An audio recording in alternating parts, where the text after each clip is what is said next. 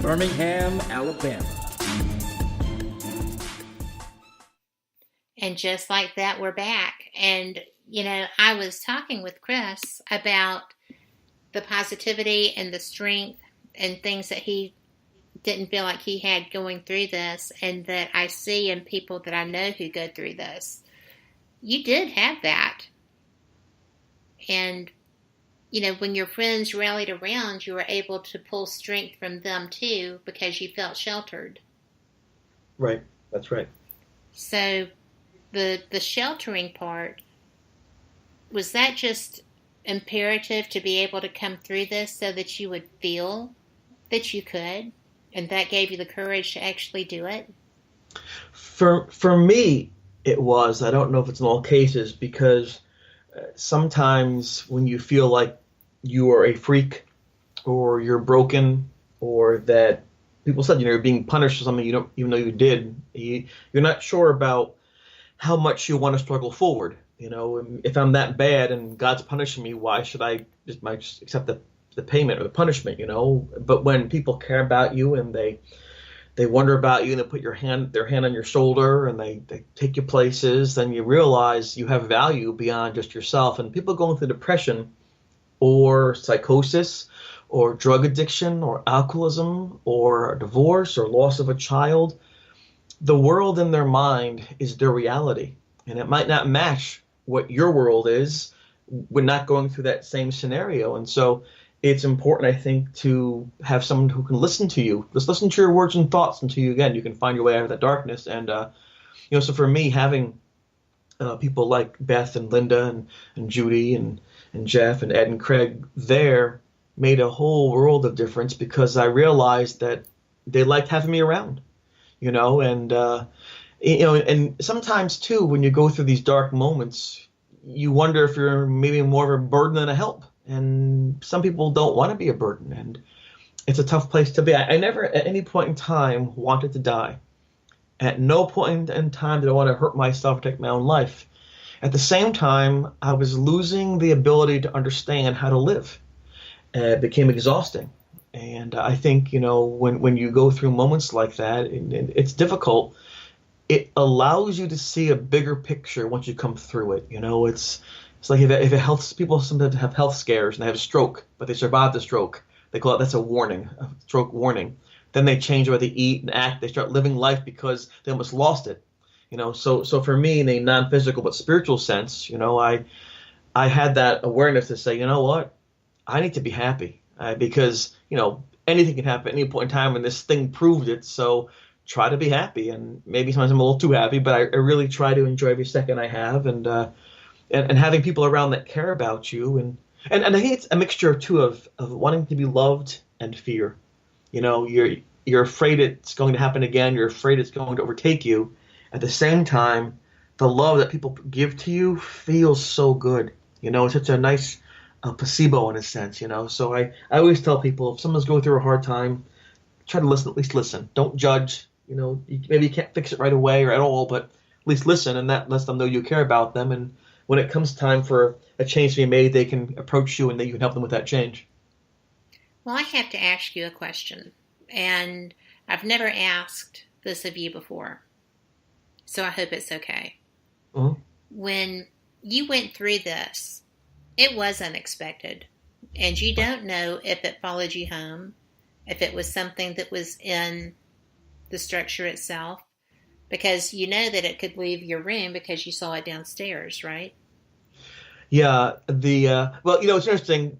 Talking with my friends, a bunch of us got together 2 years ago, 2.5 years ago, and we went to college, the 8 of us, and we talked for the first time in 30 years, and it was amazing filling in the pieces of the puzzle, and for example, my friend reminded me that there was a big toga party that happened the night before the Warrens came.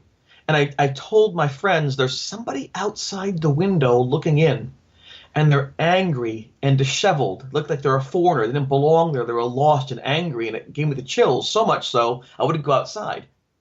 The next night was the Warren presentation. So I mentioned to people that the first time I saw this thing was in my room on February 11th, but it's possible it had been there a week and a half before.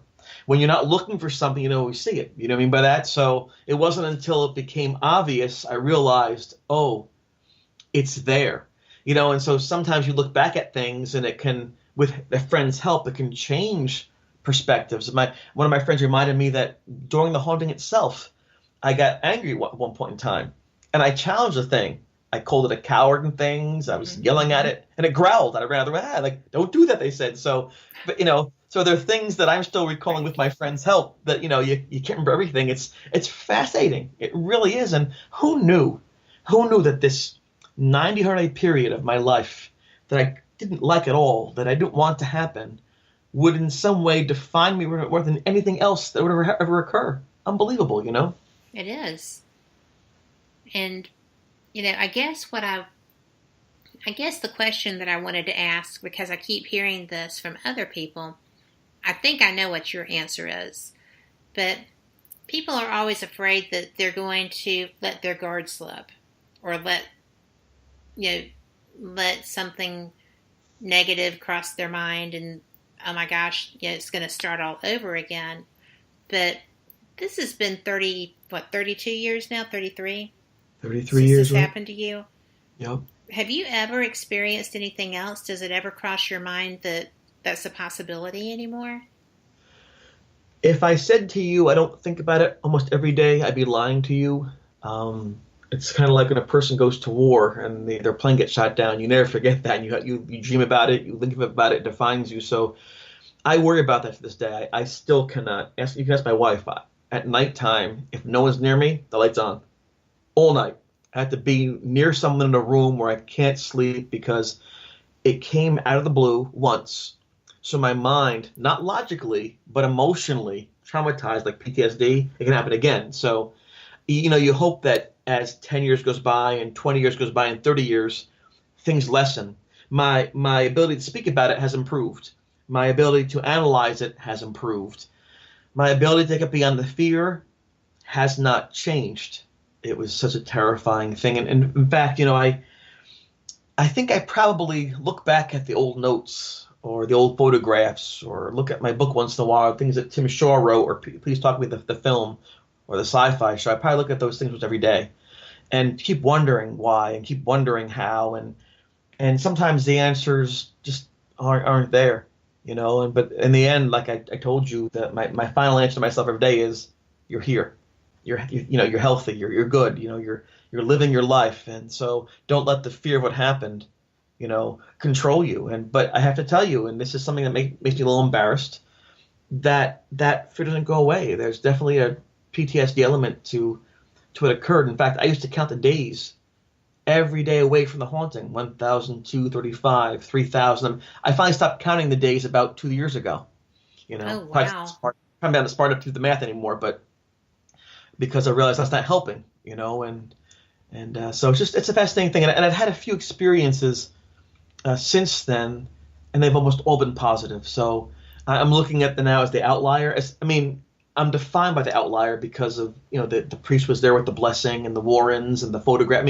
It became one of the most, over time, celebrated cases there is for a haunting. So that's just the way it's going to be, but I've seen more than that. But I'm still scared, Kat. I've seen suffering. I've seen horror. I've seen the negative side of the afterlife. And while on one hand, I myself am convinced there's an afterlife because I saw it, I heard it, I smelled it, I touched it, I'm not sure it's the nature of the afterlife. As a person of faith, and that could be someone who's Jewish or Christian or Muslim or, whatever, Hindu, whatever the case may be, faith teaches you to trust, to look for the good, to find the light in the darkness, right, and the positive vibrations or the oneness of the universe. But what I've seen and the negativity of it is so strong that it's an easy counter to the philosophy or the platitudes that people often say in earnest in describing their faith. So, I have faith there's an afterlife because I've seen it. So really it's not a faith at all, but I'm hoping that what happened to this individual doesn't happen a lot or often or to people that I care about. Well, I think that probably that would be the case because it's so rare that we hear of anything quite that extreme.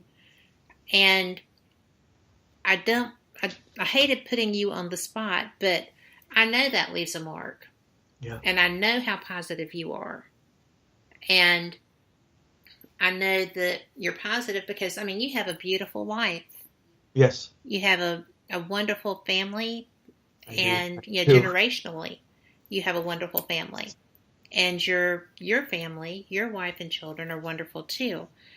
And, it's just, I know Lori Dorsey in chat says, it leaves its mark.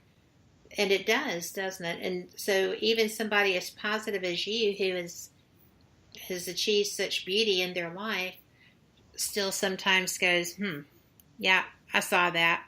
Don't want to see that again. Let's just make sure, not to. And I didn't know about leaving the lights on, but I could definitely see that.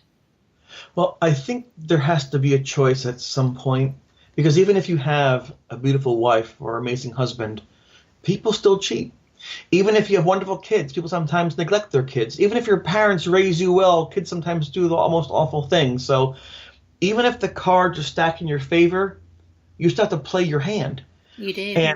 And not playing a hand because something's given to you could be worse, because when it comes time to, you have no skills. Like when the dog breaks the chain, it just runs off and gets back a car. Whereas if a dog has some leeway, you know what I'm saying, then Absolutely. it's how to survive. So I have to tell you that it remains a choice for me. I choose to acknowledge the beauty of my life and how lucky I am to have such a incredible wife and such amazing children. I just, it's easy to forget in your own mind sometimes. We get selfish sometimes, self-absorbed. I do too. It's just, I try to tell my family I love them every day, and I really do. And I don't always succeed in that, but I do my best. I love my parents, and I try to let them know that. And, because I without any of these people in my life, I'm not the same person. So not to say I couldn't survive without them, but it'd be a heck of a lot worse off. Right? I mean, yeah. that's why we take care of that. Right. Because you're right, it is a choice. It's a choice every day. So is your attitude when you get up. You can have a great day or you can have a not so great day, and everybody does have both show up. You just have to choose how you're going to react to it. Yep. But I am sorry if you felt put on the spot. I just had never asked you that, and it came up right there. Probably would have been a good show closer, but it's good right there too. Thank you for asking. That was an excellent challenge. Well, like I said, you're always so positive, and it would never. I felt like it had to be something that would cross your mind, right? Absolutely. You can't experience that and not ponder it because you didn't do anything intentionally to cause it to happen. Not if you're honest, and by going through that self-reflection, it's good too, because you realize that this is who I am, this is what made me this way, and when someone doubts aspects of the haunting or how it's told or how people perceive it, that's secondary now. I'm not trying to prove things to someone. Right. I'm trying to share what happened. It's a very different process, So if the act of sharing makes one person happy or two people interested or three people inspired, that's what I need. I'm not here to mind bend people or to convince them of things at all. And that's a beginner's mistake that, I learned a long time ago not to make. Did you make it? No, I saw people around me making those mistakes. Remember, yes, I did, but I was like, but you didn't do that. No, I've never seen you do that. I was approached by TV shows back in the 90s, what I'm Yes. saying, for TV shows and stuff. And I always pulled back because I saw TV shows people made fun of or over dramatized or tuning their own horn so much that they're the only prophet of this. I'm like, what is going on? And so I watched and saw people crash and burn because of ego or greed or money or, popularity. And I said, not me. Right. And so I made a smart choice there again to not share until I felt comfortable doing so, that I could do so in a very positive way. Well, that's why I always say you're brilliant. I don't know about that, but thank you. I think so. You sure are kind. Well, I like you, so that's a good thing. It's mutual. I recognize it. But, we are going to the top of the hour. We have a news break for you. And we will be back in 5 minutes with Chris DiCesare. And we're going to move on with some more of his experience